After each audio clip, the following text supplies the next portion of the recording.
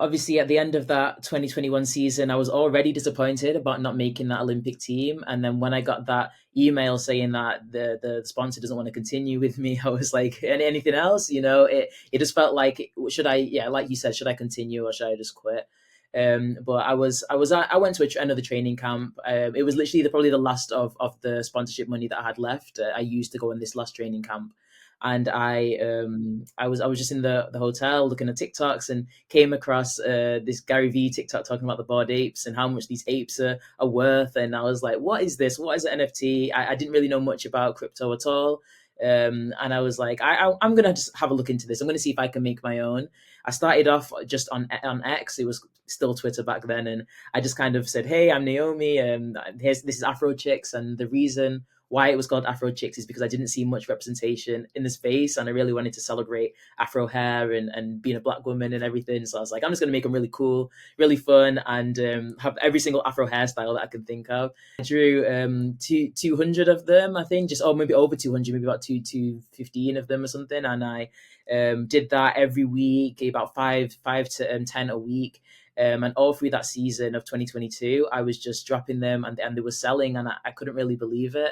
What I did, which also set it apart, was I'd wear the NFT on my kit when I competed. So if I competed at like a Diamond League or if I was on TV, like I would shout out, I'd kind of point to it like that. And then when I later after the competition, I'd shout out the holder of that NFT that I wore at the competition. And yeah, it was just a really amazing thing. And one of my favorite moments was at the World Championships in Oregon. I heard a shout in the crowd, and one of my holders and her family came to watch me. And I don't know, it just was really special moment. Yo, grab your headphones, get ready to roll. ZEROPOD coming at you, taking control. We talking about now, NFTs and Web3, doing it big, bringing the knowledge for free.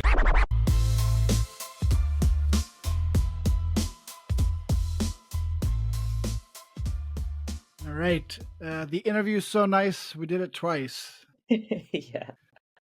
For those who haven't been following along on Warpcast, Naomi and I met a few days ago on here and had a really wonderful interview, only to find out at the end that nothing recorded properly. So it was first time in over a year of doing these pods that's happened, and I was, devastated and also mortified. So thank you for being so good about it, Naomi. It kind of feels like, when you're in college and you're writing an essay or something and you lose all your work, and there's like nothing worse than that feeling because you're like, I'll never be able to write it like that again. Yeah, it was kind of like that. Welcome back to another episode of ZEROPOD, a CC0 video podcast about enjoying Ethereum.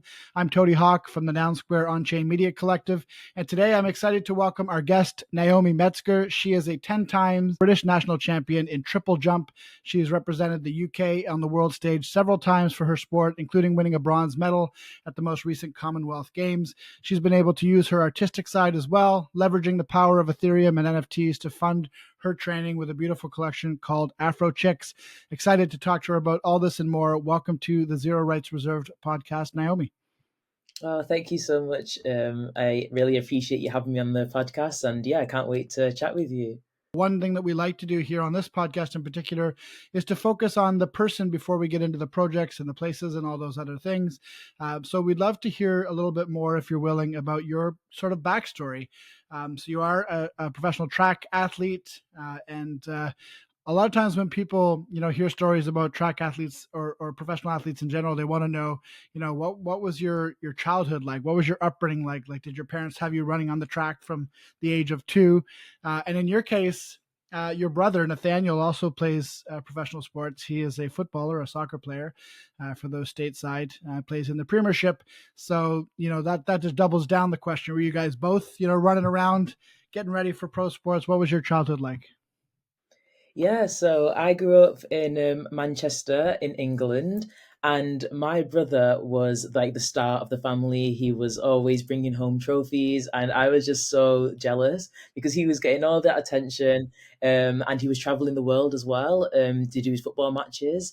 So I was like, I need to find a sport, but I actually wasn't very good at many sports growing up. I'm not very good at catching. I don't have hand-eye coordination. So I was like, I need to find something that I'm going to be good at, and I did a bit of athletics in school, some track. I did 200 meters, but I just found it so nerve wracking. I don't know. I think it's just like all that pressure on one go, and then if you mess it up, then that's it.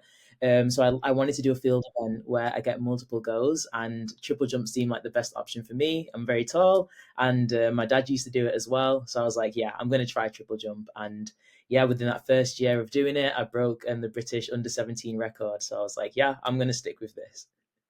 No big deal, right? Yeah. One thing I saw you mention before is how you looked at sort of the records for different sports. I think you said you looked at the records for, 200 meter. You looked at the records for even like long jump, and then you compared it to the triple jump. Can you talk about that a bit? Yeah, so I've always been very obsessed with breaking records. So like the first record I remember breaking was like my high school record when I was 11. It was a standing long jump record, and I was just like had my mind set on it, and I jumped and I broke that record.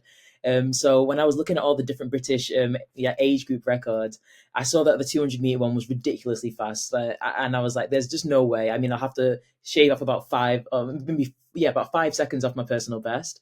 However, I looked at the triple jump record, and I was like, okay, I just need to jump about a meter further, and I actually think that that's possible. So I kind of said to my dad, yeah, I want to break the British under 17 record. I know I've only been triple jumping for a few months, but it's only about that. It's only about that much. I mean, I showed with my hands. It was quite a lot, and he was like, I don't know, and I was like, no, it's over 3 phases. I think I might be able to do it, and yeah, I was able to. But it was picking something that it was a bit more niche, and it kind of paid off for me. I think there's a lesson in that for no matter what you're trying to achieve. Is sometimes it pays to take the road less traveled and give yourself some room to hit your goals. Yeah, definitely. So you were talking about how jealousy was one of the things that drove you. You were looking at your brother and he's traveling all over the world. So what about that sort of drove you to want to compete as well?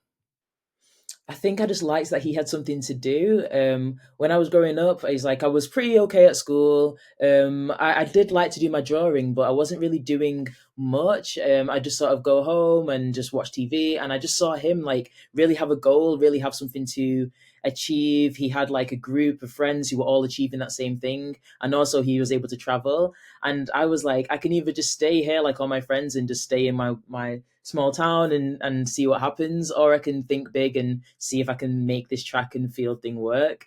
So yeah, it was kind of, yes, it was driven at first by wanting that attention, but then I realized that I really wanted something to drive me, and I just found that athletics was that perfect thing for me. Do you and your brother have a rivalry at all? Are you close, or are you sort of like bitter rivals? No, we're really close. I think it's so nice that we both have someone who understands what each other is going through. With him, it's a bit different because he has a whole team around him. So when they have a loss, they have it that they lose together. Whereas with me, it's an individual sport. So if I lose, it's basically all on me. And having someone who kind of understands the pressures that sports people go through, I only got one brother as well. I only got one sibling, so it's just nice that we both kind of go through the same thing together.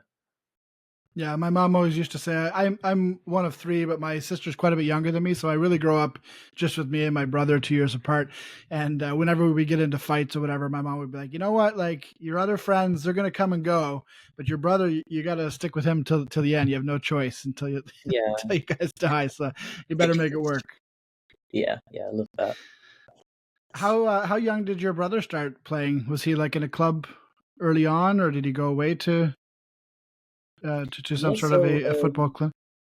as we're based in Manchester, we have two huge clubs, and at the time Yeah, he was a Manchester two United huge fan. rivalrous clubs.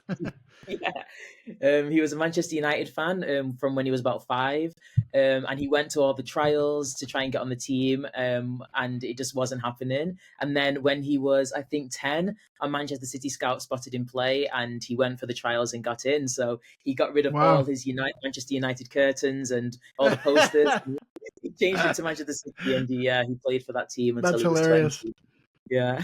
I wonder if they give him a hard time about that. And then yeah, now he pretends that never happened. But his coach was a former United player, Wayne Rooney, so Uh-huh. he's going to have to get brought up again at some point. Well, back in the day, Manchester United would have been the best, the more fun team to be a fan of. But these days, it's not. These days, it's more Man City. So he Yeah, made a good switch at a good time.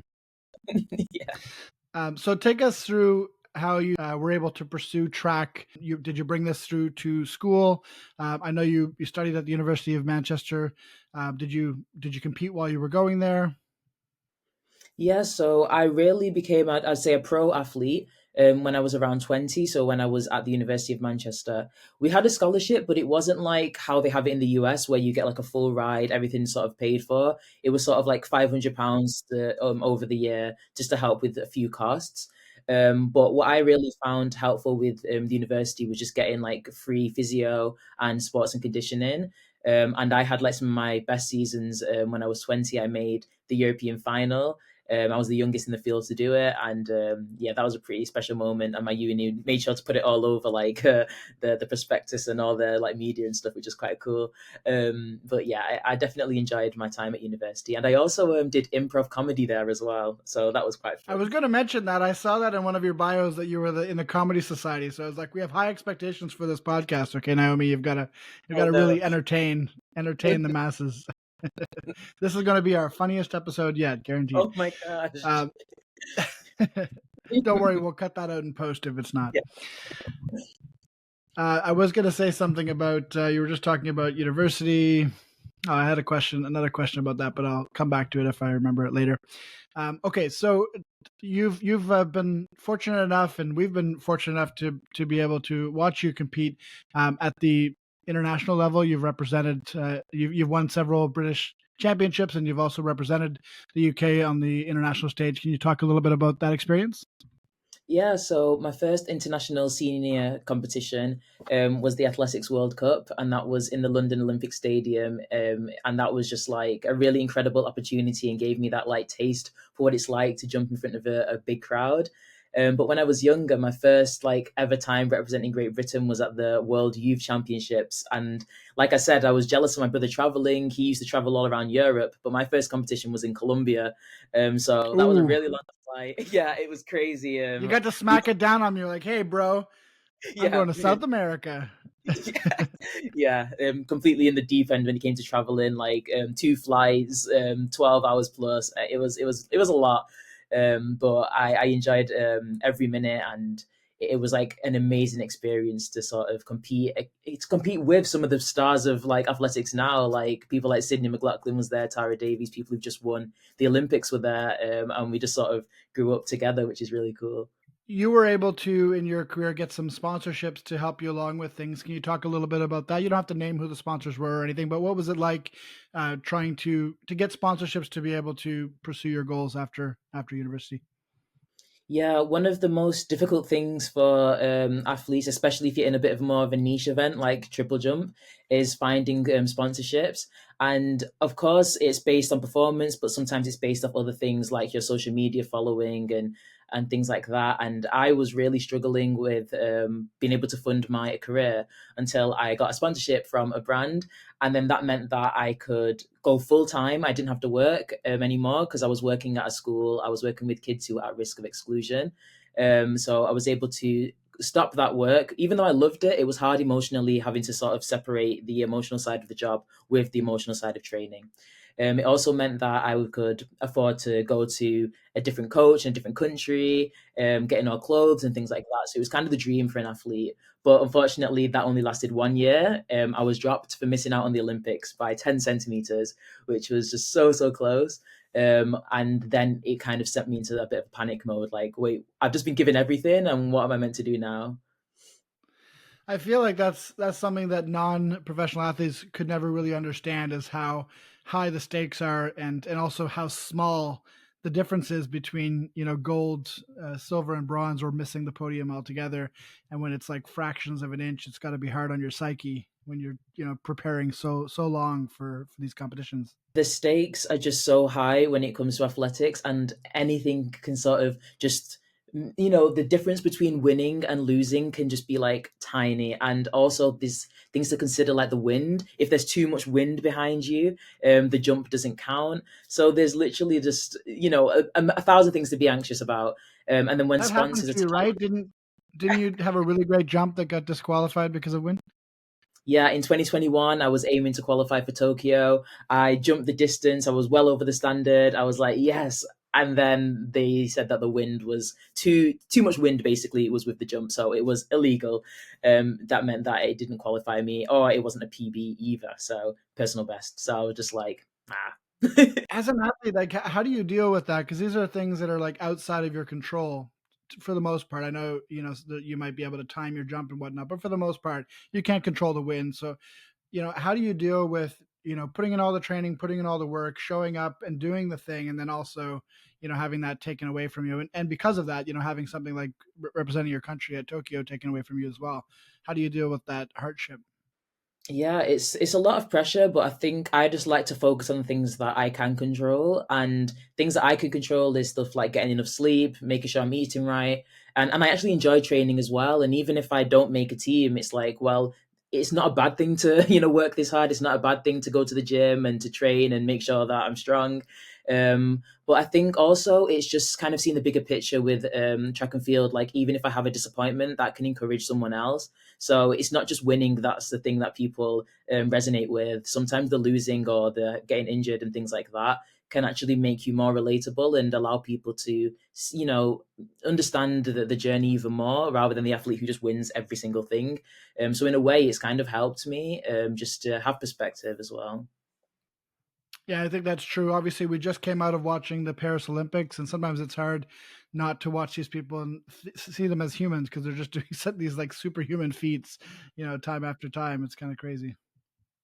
Yeah, but yeah, I think it is good though. I mean, it's not good, but I'm like, when you see an athlete who's like, for example, Noah Lyles, like he's somebody who's just always winning, and then when you saw he got ill, and then suddenly he got bronze, and then it's like, oh wait, yeah, he is actually human. And yeah, I think it's hard obviously for the athlete at the time, but it allows people to then put into context like, wait, it was actually amazing that this person was able to win for so long. But then illness can just come, injuries can come, and then it's kind Well, of as who's a the best. Canadian too, I have to just interject that, you know, you can't underestimate your opponent either. I Oh, think was facts, facts. a Yeah, factor in that four by 100 where he, you know, famously was making fun of the Canadian team prior to the race. So yeah, yeah. I have think to be careful. he, You may yeah, I you think he won't do that knows who. again. No. One thing that we probably should do is just ask you to describe to the listeners what the triple jump is, because there's a lot of different track competitions, and some of the jumps are a little bit different. And people are probably familiar with long jump, and I know it's similar but not exactly the same. Can you explain what triple jump is and how it works? Yeah, so with triple jump, basically you have to run as fast as you can. You hit the board, and then you do a hop, step, and then a jump into the sand. And the person who jumps the furthest wins. So my personal best is 14 meters and 37 centimeters, and that's over that hop, step, and jump. And then you compete with, probably anywhere between like 15 athletes, and then you just see who's going to win. What's the difference between something like a triple jump and the long jump in terms of, let's say, execution, in strategy, in terms of doing? Is it just more precise? Is that the main difference, or why don't many athletes do both, for example? Yeah, there's like a saying that like all triple jumpers can long jump, but not all long jumpers can triple jump, because triple jump's like just very complicated. Because it's not just about the speed. With long jump, you literally you just ball to that board, and then you just hit it and take off. Whereas triple jump, you kind of have to get a rhythm and also have that speed, and then you also have to time everything right. You've got the hop to think about, and then the step, and then the jump. And also, triple jump's kind of scary because you're so far away from the sand. Whereas long jump, you're a lot closer to the sand. And yeah, when I was first learning to take off from the board that was, further from the sand, I was so scared. I was never making the pit in training. Um, but luckily, at competition, I made the pit because that would have hurt. So when you're doing training, I guess, are you doing it over like foam or something so it doesn't hurt as much if you don't hit the pit, or is the pit just longer, or you No, in just training, we hitting the go a track? bit closer. Okay. No, in training we go a bit closer and we do shorter approach. So instead of doing that full sort of 18 stride run up, we'll do like a 6 stride run up from closer in and just focus on that technique. But it's just deep end when it comes to competition. We never practice a full run up in training. So when we compete, it's like, okay, so this is where I'm at. This is it's happening. Yeah. It's like testing in production, to use a technical term. Testing in prod, doing it live. Love it. I want to take a moment to pause and just sort of read a post that you made recently on Warpcast, which is actually what sort of caught my attention and sort of prompted me to send you a message and invite you to come on ZeroPod, because I think people would really love hearing your story. But this is a post that you posted on Warpcast. You said, "Mind if I introduce myself? I'm Naomi. I'm a triple jumper from the UK. 3 years ago, I was in a pretty difficult position. I missed out on Tokyo Olympics by 10 centimeters, lost my main sponsor, and was at risk of losing all my national funding if I didn't place top 8 at a major championship. You then come across a TikTok video about crypto featuring Gary Vee, and it led you to creating an NFT collection called Afrochicks. And the sales of that artwork was able to cover all of your expenses and training camps for the 2022 season. So I read that and I was like, this is really cool. This is obviously a story of someone who had a hardship, something that you couldn't really control necessarily. And for a lot of people, that probably would have been maybe the end of their dream. They would have said, well, I gave it a good run. I had a sponsor, I lost a sponsor, and maybe it's time to go, get a real job or whatever people will tell you to do when you're a professional athlete or you're trying to make a go of it as an artist or as a musician or some of these non-traditional careers. But you didn't do that. You sort of buckled down and said, how can I make this dream still happen for myself? Can you tell us a little bit about that whole process and how you discovered crypto as a potential way to continue on your dream? Yeah, so obviously at the end of that 2021 season, I was already disappointed about not making that Olympic team. And then when I got that email saying that the sponsor doesn't want to continue with me, I was like, anything else? It just felt like, should I, yeah, like you said, should I continue or should I just quit? But I went to another training camp. It was literally probably the last of the sponsorship money that I had left. I used to go in this last training camp, and I was just in the hotel looking at TikToks and came across this Gary Vee TikTok talking about the Bored Apes and how much these apes are worth. And I was like, what is this? What is an NFT? I didn't really know much about crypto at all. And I was like, I'm gonna just have a look into this. I'm gonna see if I can make my own. So I just started drawing, and as I said, I used to draw when I was younger, like a little bit for fun, and I also did graphics at school, so I kind of knew how to get around digital art. And I always, when I saw the Bored Apes, I thought that every single one was hand drew, all like 10,000 or so of them. So I was like, Wow, okay, it's that gonna must take, have taken forever. yeah. But yeah, I drew 200 of them, I think, just maybe over 200, maybe about 215 of them or something. And I did that every week, about five to 10 a week. And all through that season of 2022, I was just dropping them, and they were selling, and I couldn't really believe it. I started off just on X. It was still Twitter back then, and I just kind of said, "Hey, I'm Naomi. This is Afrochicks, and the reason why it was called Afrochicks is because I didn't see much representation in the space, and I really wanted to celebrate Afro hair and being a black woman and everything. So I was like, I'm just going to make them really cool, really fun, and have every single Afro hairstyle that I can think of." And people And do resonated with something it. different too, right? Because there was Yeah, literally, every human feature you could possibly imagine was in an NFT collection in 2021, and then every animal too. So, yeah, good to yeah. take the different tact and do something a little bit unique. Yeah, it was all about the different hairstyles. So I did definitely found it fun to draw, and then I started to incorporate like pop culture into it as well, which was really fun. And what I did, which also set it apart, was I'd wear the NFT on my kit when I competed. So if I competed at like a Diamond League or if I was on TV, like I would shout out, I'd kind of point to it like that, and then when I later after the competition, I'd shout out the holder of that NFT that I wore at the competition. And yeah, it was just a really amazing thing. And one of my favorite moments was at the World Championships in Oregon. I heard a shout in the crowd, and one of my holders and her family came to watch me. And I don't know, it just was really special moment. That's pretty cool. You're not getting that with a Puma sponsor or something. They're not coming to watch you in the stands. So that's pretty cool. You're basically self-sponsored. I don't know if I've ever heard of a story like that in track or elsewhere. So it's kind of neat to see. Um, Can you talk to me a little bit about what it's been like being quote unquote self-sponsored when you go to meets and whatnot? And actually, we put out the message asking for people to give questions for you.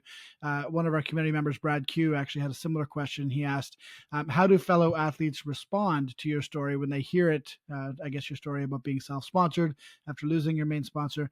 Are they interested? Do they have enthusiasm? Do they have skepticism, etc.?" So yeah, I'd like to echo his question and hear your answer.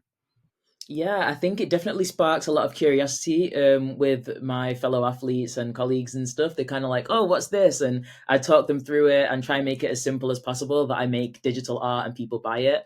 And then they were like, "Oh, that's really cool!" Like, and a lot of athletes just didn't really think outside the box. It was either they'd wear plain outfits, or they just basically wear their sponsors if they had one. So I like the idea that I was sort of, taking ownership of yeah, I'm not sponsored, but I have a community and I'm going to shout it out the same way you guys shout out your sponsors. And I don't know, I think they just find it quite intriguing. And some people, yeah, they wanted to buy one, and a couple of athletes bought them as well, which was quite cool. There's got to be this like existential dread that kind of hangs over the heads of athletes when you have a sponsor and you're kind of wondering like, could this be yanked from me at any time, right? So they're probably looking at you and being a little bit, envious of being in control of your own destiny to some extent. Yeah, I think it's not only gives you control, like with just being able to carry on and go to the competitions that you want to go to the camps that you want to go to, but it's also just being able to not have that pressure. Like my holders, whether I did a great meet or a not so great meet, they were still supporting me the same way. They just wanted to just see what I was doing, see what the next competition was going to be. Whereas with sponsors, you've got deadlines you need to hit, you've got posts that you need to post, you've got targets, and if you don't hit them, you're gone, you cut. So I think it kind of allowed me to relax, and I think that's what led to me jumping so many personal bests that season, because I knew that no matter win or lose, I had a community that were going to support me regardless. That's awesome. I think that's actually the secret weapon of NFTs that people don't really talk about enough. When you hear the media talk about them, it's all about, them just being digital art or speculation or tulip mania or whatever. But what they really are is like facilitations of community. So it allows you to sort of, break bread with someone from a different country who speaks a different language just because you both happen to like the same piece of digital art. And our podcast is sponsored by Nouns DAO, which is an NFT DAO, and many of my closest friends on chain and online are from Nouns, and so I understand intimately like that ability to be able to connect to people based on an NFT. Can you talk about that a little bit from the perspective of the Afrochicks community? Yeah, so I kind of called the Afrochicks community Team AC, and it was like we were all like a team. And I don't know, I think, yeah, like you said, it was people from all over the world who were supporting, and even if they weren't holders, it was just like people who followed my journey, and they saw me from the beginning of that season where I don't know, I just lost my sponsor. I didn't really know what was next. Then they saw me qualify for the World Championships. They saw me then get a medal at the Commonwealth Games. And when I went on TV, I shouted out Team AC, and the buzz and excitement that generated as well. Yeah, it was just really exciting. Yeah, I don't know. It just made me want to continue that. And unfortunately, I got injured right at the end of that year. And that was crushing because I really because I had that community, and the whole purpose of it was that I'm going to wear this NFT, I'm going to represent them, and then to get injured was something that I'd never experienced before.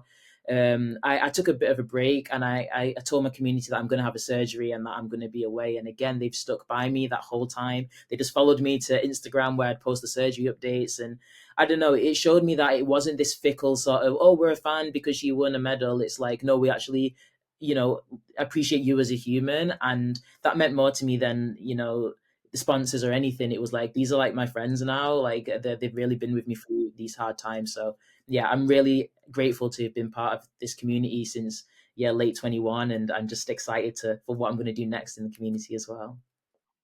Amazing. Well, let's talk about that second hardship that you just described, getting injured when you were just on a run of positivity and hoping to make a run, obviously, for the Paris Olympics. Can you tell us about what happened with that and how you worked through it? Yeah, so after that incredible season in 2022, I was just training as normal. And then I just sort of had this, I don't know, it was a bit of a weird landing. I hurt my knee, but I kind of brushed it off. But my knee just the pain wouldn't go. I didn't want to tell my coach because I've never experienced this before. And I don't know, I think that pressure again that I've mentioned is like I didn't want to let people down. But I finally got a scan when I tried to triple jump. I jumped, it was like 2 meters off what I normally jump. So I got a scan. The doctor was like, yeah, you need surgery. Like you've got cartilage damage in your knee. And just the words like you need surgery were just like, what? Like, this is crazy. And I had that surgery, got over that injury, and started documenting again my journey. And then in 2024, 2024, the start of this year, I tore my quad on the same side, and I got those words again that you need surgery, and I was like, can I catch a break? That one felt like too much. I was like, there's an Olympics this year. I'm finally back, and to have that like stabbing feeling of that, it might be another wait again, was hard. But That's this got to be time I tough because decided it only happens every 4 years too, right? So exactly, you miss yeah. it, and then it's like, now we got to wait for LA, right? Exactly, and knowing that I missed out on that last one by 10 centimeters, and then I qualified for it in that 2022 year, but the deadline ran out, and I just couldn't get that standard in time. It was painful, but I decided this year that I was going to document the whole thing. So on my Instagram, I just posted like all my recovery updates, and I really spoke from the heart about how it feels to be injured, and so many athletes resonated with it, and a lot of athletes don't talk about injury. I mean, you might see the odd post that them in the surgery bed and then them back in the field of play, but it's that in between journey of like all the emotions that you go through. I tried my best to document it, In and some yeah. sports, athletes aren't even allowed to talk about their injuries. If Ooh, you're signed to a team for the NBA or some of these different leagues, you're not really allowed to disclose any information about this because it's bad for the team, it's bad for their sales, whatever. There's other considerations. But true. Yeah, that's very true. So yeah, but I decided just to, yeah, as I said, I'm not sponsored, so I can kind of do do what I want, and I was like, I'm going to share it. And it really helped a few people, and it also motivated me, and now I'm back in the sort of Web3 on-chain space, and I want to continue to document the journey all the way to this LA Olympics, but put it all on chain this time. So that's kind I love that. That's exciting. That actually brings me into another cast that you sent recently that I wanted to bring up and chat about. You sent this cast about media training that I thought was really interesting. And you said, "Do you ever wonder why every athlete post competition interview sounds the same?" And that's so true. Like, it doesn't matter if you're talking about the Olympics or if you're talking about even like the hockey players coming off the ice or basketball players after a game. They're all pretty rote, and they're just saying what they've been trained to say. And then that's what you talk about in this cast. As you said, media training is real, and it made me scared to be myself. At World Youth Championships in 2015, we were told who to thank, what not to say. We had Facebook post screenshots shared on the screen to show how easy it was to find what we were saying. And then you contrasted this against sort of your goals in the coming years to sort of be completely open and transparent about your journey. Can you talk about that a little bit? Yeah, I just think it's something that was really like sort of just drilled into us that we are representing this our country, so we need to represent our country well. And in doing that, I think a lot of athletes started to strip away their actual identity and replace it with this like pristine athlete identity and personality that isn't necessarily authentic. And I think that's kind of stuck with athletes because you learn that at a young age, and then you look up to the athletes who are doing the same thing. But I really am trying to like unlearn that and be like, no, like we are human. And I've been super inspired by like Simone Biles and Naomi Osaka, who've been like, I'm not going to do this interview actually because I'm going to prioritize my mental health, and I'm not actually going to say the things that you want me to say and thank the people you want me to thank, because I'm going to put myself first because I'm human. And yeah, that's kind of where I'm at as well. I want to be more You can do honest and that not when you're Simone Biles. A true. lot easier.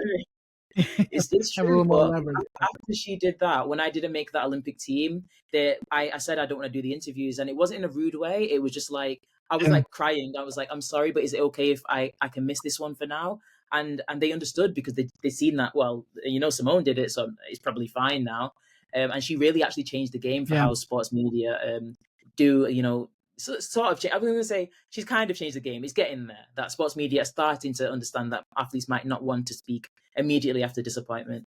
Um, so Yeah. yeah, that's what I want to do on chain. I want to share everything, and I'm getting more comfortable with being able to speak and not having that fear of, oh, what's going to happen if I speak about things that are true and honest. I really want to be more authentic.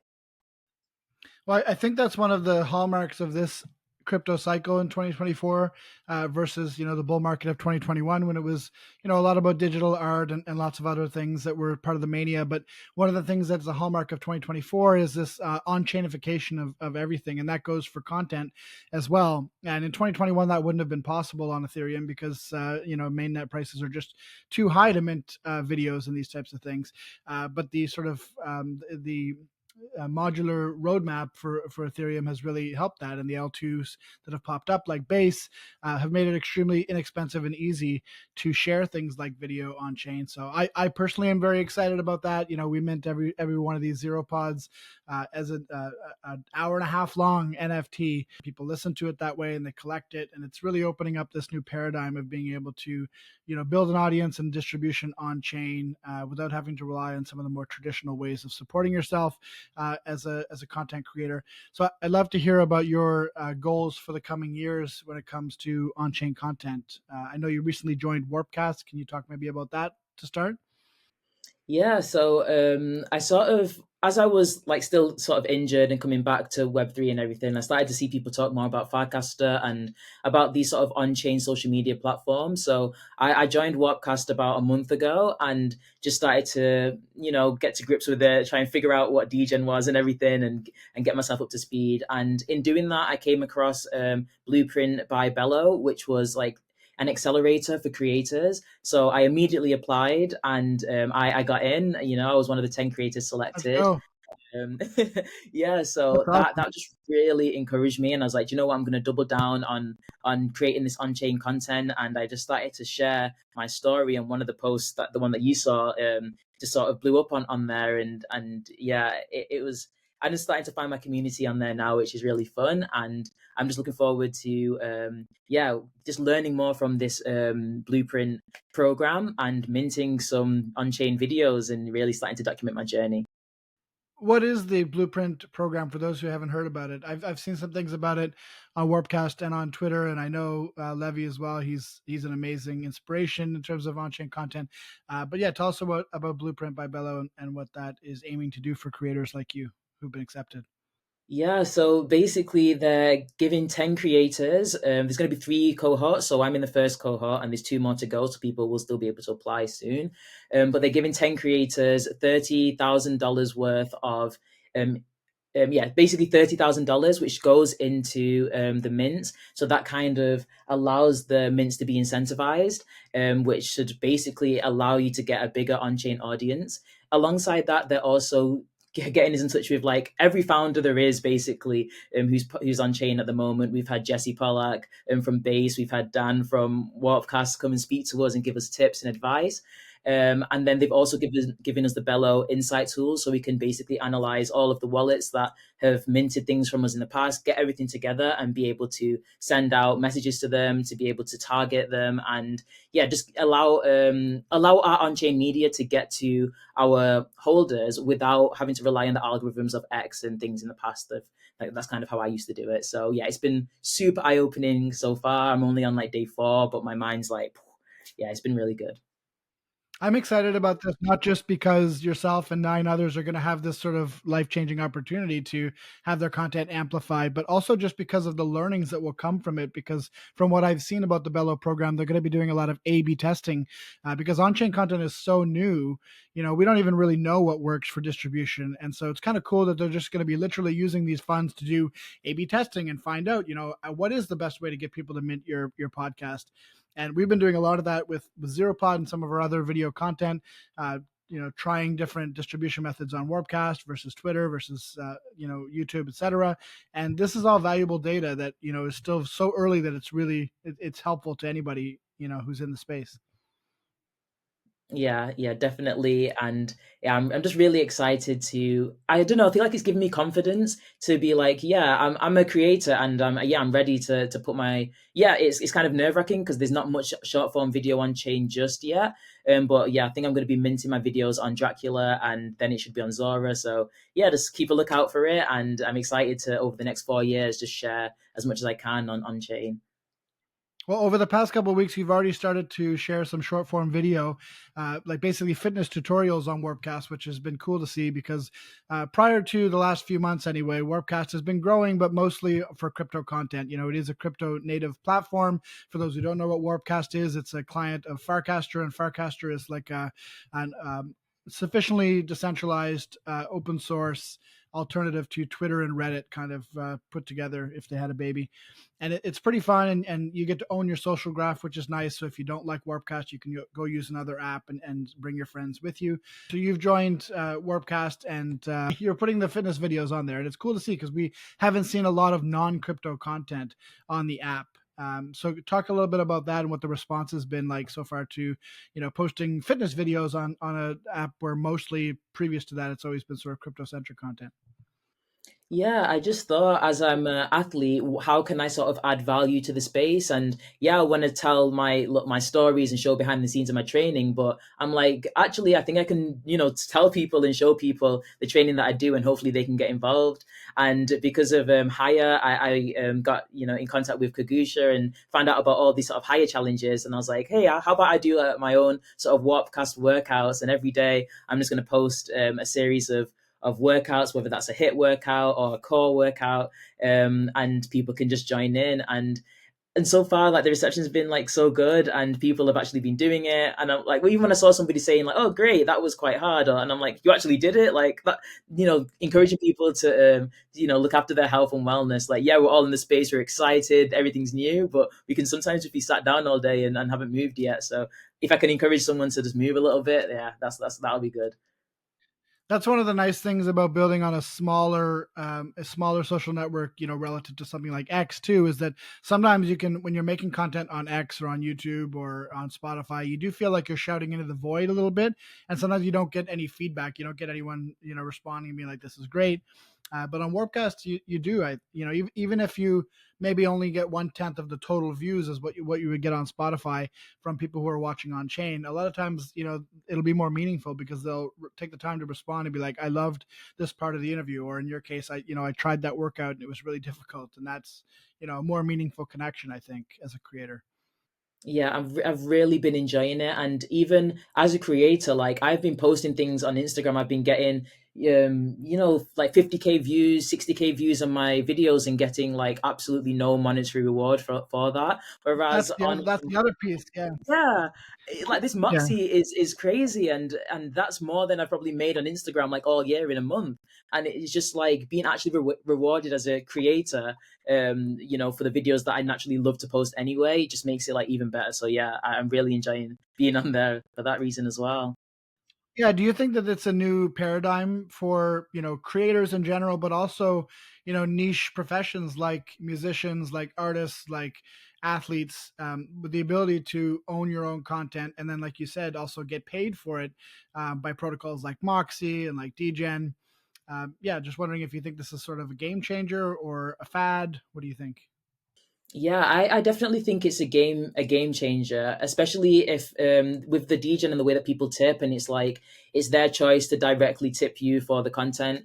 And with Moxie, yeah, it's all through the protocol. But I think it just incentivizes people to make that quality content, because you're not just wanting to just post something rushed. Like you want people to connect with it and actually get value from it. But you're not necessarily asking them for anything. But in return, through the protocol, you're getting rewarded because of the engagement, and that just makes you want to aim higher and higher. Whereas with Instagram, so many people are creating great content, getting nothing for it, maybe getting no views for it either, and that just becomes demotivating, and it makes the quality then rushed, trying to hack the algorithm with quick, hacks to try and get views. Whereas with Warpcast, now I'm trying to make the quality better and better and better value because I'm actually being compensated for the work I'm putting in. So I think it's a win-win. Yeah, and Instagram doesn't care if if you get discouraged because they just churn through creators like nothing. They know there's millions of other creators who are just willing to put more content out there. So I think it's ultimately a very good thing that creators can control their destiny a little bit more, connect more with their audience, and the types of things that are enabled by doing on-chain content. You mentioned higher athletics, and shout out to Kagusha. She's actually a member of our DAO on base, Yellow Collective, as well. Big fan of Kagusha and everything she's doing. Was higher athletics? Sorry, did higher athletics sponsor you to make these videos, or what was the connection there? No, so I just noticed that Higher Athletics was sort of doing like small like grants for athletes. So I just messaged because I have a competition coming up, and I need to pay for the flight for that myself. So I just messaged saying, "Look, I've got a competition going up coming up, and I've seen these like this Higher Athlete program. Like, can I be part of it?" And straight away it was, "What's your wallet address? Like, we're gonna help with that." And I was just like this is crazy. Like in the normal setting, I would have had to message so many brands to try and get this opportunity, or I don't know how it would have happened, but it came about like that. So now I'm just sort of part of that higher athletics community and looking forward to just continue, growing with them. I think that's a sort of an underrated aspect of some of these crypto and on-chain communities is like they are very accepting, and we want people to be able to come and make their own path. And so, like you said, where you might have to normally go to 16 different potential sponsors to get something IRL in the real world, on chain it can be very different. You can go to somewhere like Nouns, for example, or Hire, or some of these other communities that give grants, and they're happy to give grants for well-meaning people who have good ideas. So speaking of Nouns, have you heard of the Rounds protocol, rounds.wtf on Warpcast? Yeah, Because I have, you but just I have to learn more. You just gave me an idea. I was thinking it might be kind of neat to do a round for the fitness videos. You could do sort of the video and then have people post themselves doing the video, and then they could get rewarded with a certain amount for completing the workouts or something. Could be neat Yes, I like the sound to of try that, that. definitely. Yeah, Yeah. let me know if you want to try something, because I can talk to Seneca who does the rounds for that, and see what we Oh, could amazing. cook up. Awesome. I'd love to ask you, as we sort of wind down here, what would be your advice for young athletes who might be trying to follow in your footsteps and sort of make a career of their favorite sport? um I think what I'd say to young athletes is, don't let other people's opinions of you define what you do and who you are. You are more than just an athlete. Don't let your identity just lie in your performances, because your performances will go up and down, injuries will happen, things out of your control will happen. But if you can find something that is, a goal that motivates you, or find an aspect of it that you enjoy, whether that's the people who support you or whether that's the travel, just really like latch onto that, because one day you'll be older and you won't be able to do it anymore. Your knees won't work, and you'll regret it. You'll regret it if you only just focused on performance. So yeah, enjoy all aspects of it. That's what I'd say. Find the fun. Amazing. Well, speaking of knees not working after a while as professional athletes, I know you have a very near-term goal of training to make the LA Olympics, and we're going to be excited to watch and track you as you work towards that. Eventually, though, when you do retire from the sport, what would be your dream job? Have you thought about that before? What would you like to do after sport? I don't even know. I think I've tried and dipped my toe into so many different things that I just don't know. But I guess, you know 5 years ago, Onchain and everything, like I didn't even know it would become what it is now. So it's like I don't even know what jobs are going to exist in the future. So I'm just going to keep my options open, keep creating, see what happens. But yeah, I don't really have any post sport goals just yet. I love that. Well, can you tell our listeners how they can follow along with your journey? Obviously, you're going to be, preparing to hopefully make the Olympics in LA in 4 years' time.